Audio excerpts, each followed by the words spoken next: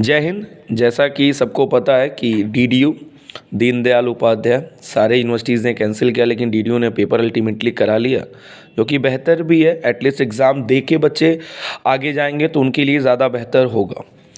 तो एग्ज़ाम था BCom first semester का, पेपर था आपका बिजनेस इन्वायरमेंट का।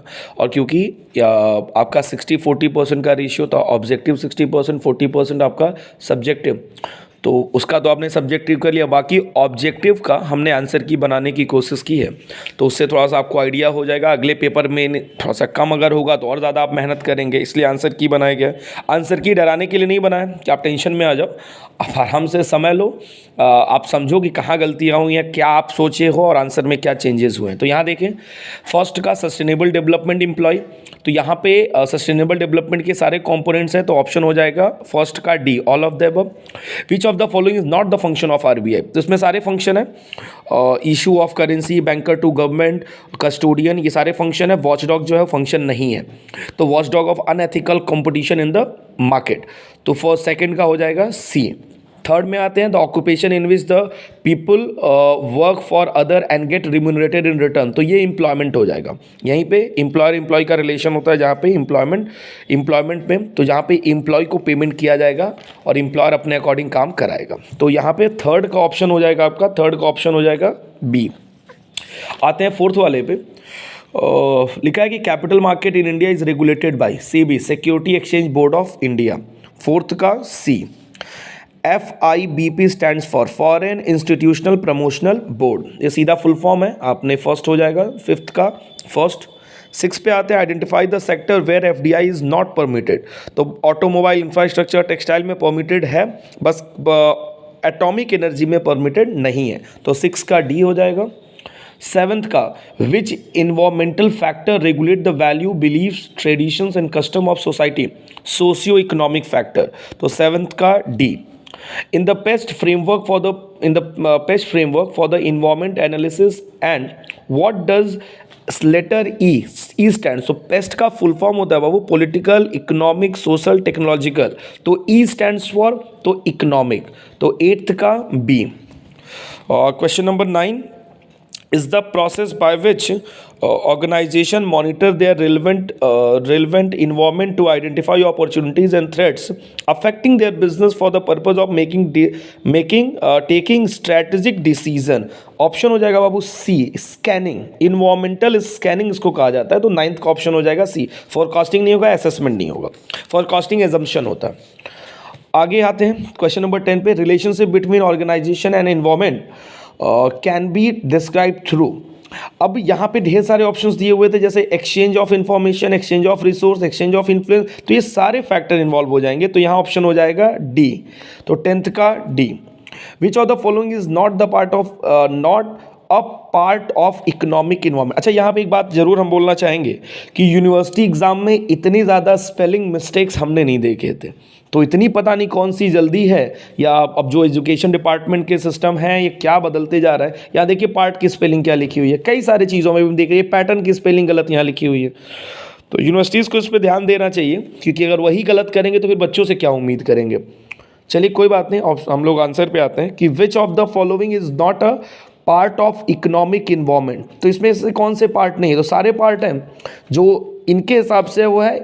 यहाँ पे ऑप्शन के हिसाब से अगर हम आए तो इसमें थोड़ा सा कंफ्यूजन है कि इसमें कह रहा है कि इकोनॉमिक इन्वायरमेंट के पार्ट, इस क्वेश्चन में थोड़ा सा कंफ्यूजन है, तो इसलिए इसको हम कोई ऑप्शन बताते ही नहीं है, वो बाद में फिर देखा जाए, क्योंकि इसके हिसाब से थोड़ा सा आंसर थोड़ा सा रिफ्लेक्टेड है यहाँ पे। आते हैं क्वेश्चन नंबर 12 पे, इसको हमने छोड़ दिया है, आपने जो भी लगाएगा उस हिसाब से यूनिवर्सिटी अपने हिसाब से देख लेगी। क्वेश्चन नंबर 12 पे आते हैं, study of human population is called as which environment, तो डेमोग्राफिक, तो 12th का B.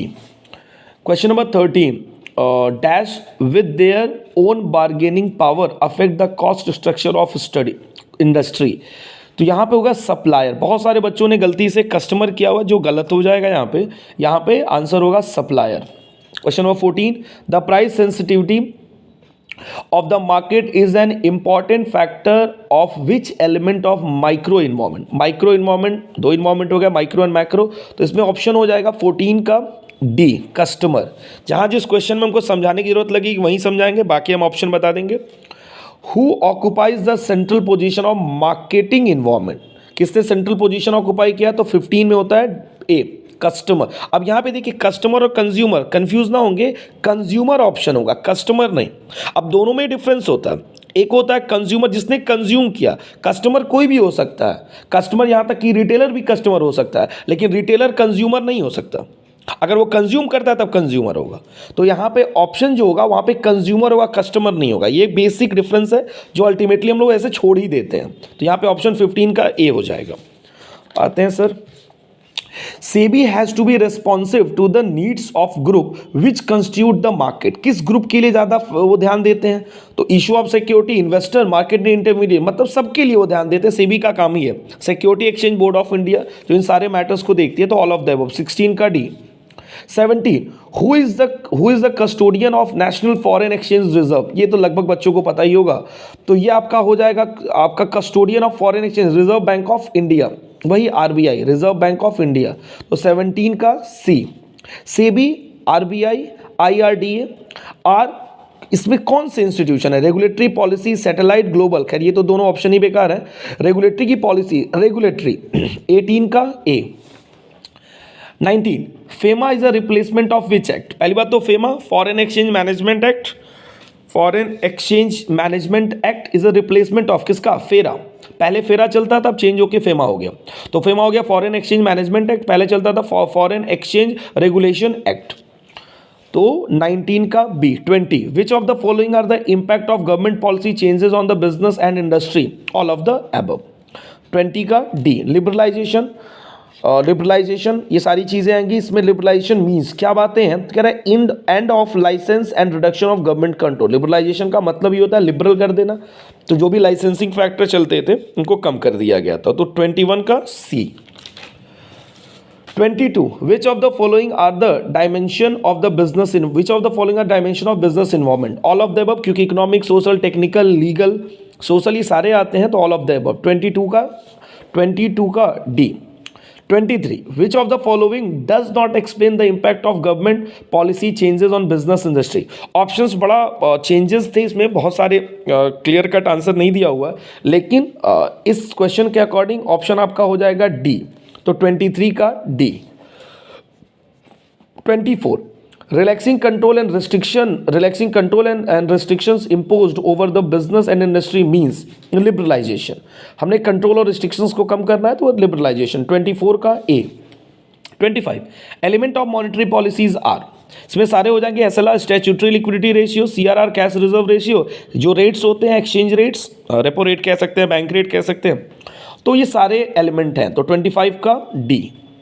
The most rapidly changing business environment is, अब कई सारे बच्चे यहाँ पे गलती, जैसे हमने भी ये जो पेपर जिस बच्चे का लिया वो वहाँ भी गलत है। यहाँ पे चेंजेस जो हैं वहाँ पे बहुत ज़्यादा टेक्नोलॉजिकल में चेंज आता है, इकोनॉमिक तो चेंज होते हैं लेकिन कम होते हैं एज कम्पेयर टू टेक्निकल। तो यहाँ पे ऑप्शन हो जाएगा 26 का B. The portion of total deposit of commercial bank which is has to be keep with the RBI, एक रिजर्व मेंटेन करना होता है वो सीआरआर है, बेसिकली 4% होता है कैश रिजर्व रेशियो। तो 27 का A. 28 the economic is regulated and managed by the private individuals, capitalist पूंजीवादी कैपिटलिस्ट। तो 28 का सी।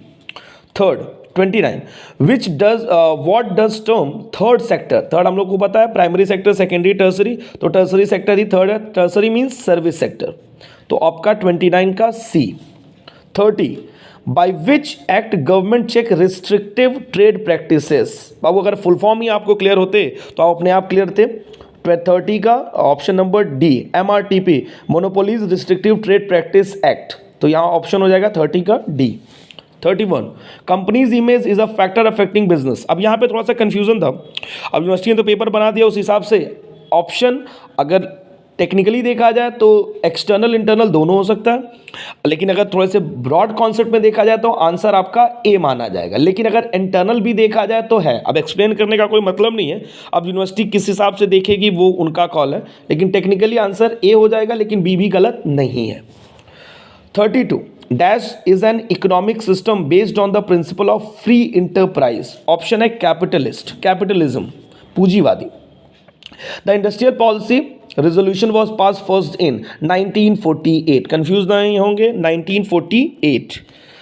The industry liberalization in India, liberalization, privatization and globalization. देखिए स्पेलिंग बहुत ज़्यादा गलत है, अब ये पता नहीं कैसे गलतियां हैं, बहुत सारे स्पेलिंग्स गलत हैं यहाँ पे। तो ये ऑप्शन हो जाएगा, क्योंकि new economic policy LPG policies को कही जाती है, वो 1991 में ही थी। बहुत सारे स्पेलिंग गलत हैं भाई। 35, which among the following is not the instrument of monetary policy. तो ये statutory liquidity ratio, SLR, CRR, repo rate, ये सब है। डेफिसिट फाइनेंसिंग नहीं है मॉनिटरी पॉलिसी का इंस्ट्रूमेंट, तो 35 का A।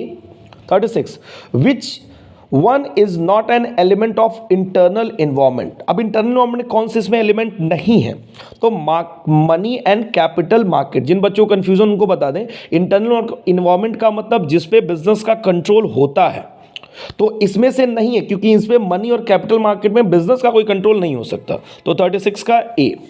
37, expansion and contraction money is an economy is referred as monetary policy, monetary, तो 37 का A।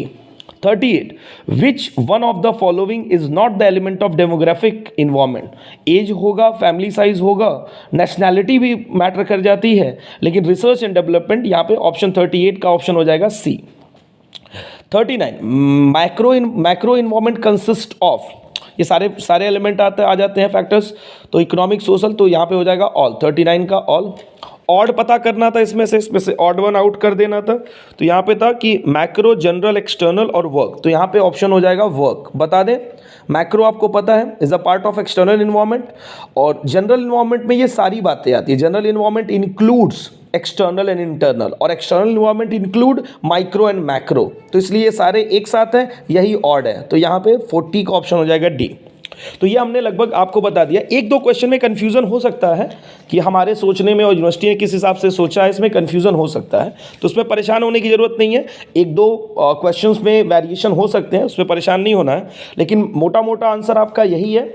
और आपको पता भी होगा, बताया भी गया होगा कि एक क्वेश्चन यहाँ पे 1.5 मार्क्स का है, तो 40 क्वेश्चंस हो गए, तो ये आपके 60 मार्क्स ये कवर करते हैं। तो अगले भी एग्जामों का हम ऐसे ही आंसर की बता देंगे, और हमने देखो एक बार डिटेल हमने कर दिया हुआ यहाँ पे, तो इसका ना हो तो आप स्क्रीनशॉट ले सकते हैं अपने मैच करने के लिए, स्क्रीनशॉट आप ले सकते हैं और स्क्रीनशॉट लेके आप मैच कर सकते हैं। अब यहाँ पे 31 वाले में हमने दोनों ऑप्शन लिखा, तो उस हिसाब से आप मैच कर लेना। चलिए, तो थैंक यू सो मच। आप उम्मीद कर आप देखेंगे कि जब भी इसके बाद जो भी पेपर होंगे उसका हम MCQ बनाने की कोशिश करेंगे, ठीक है। Thank you so much, God bless you, take care.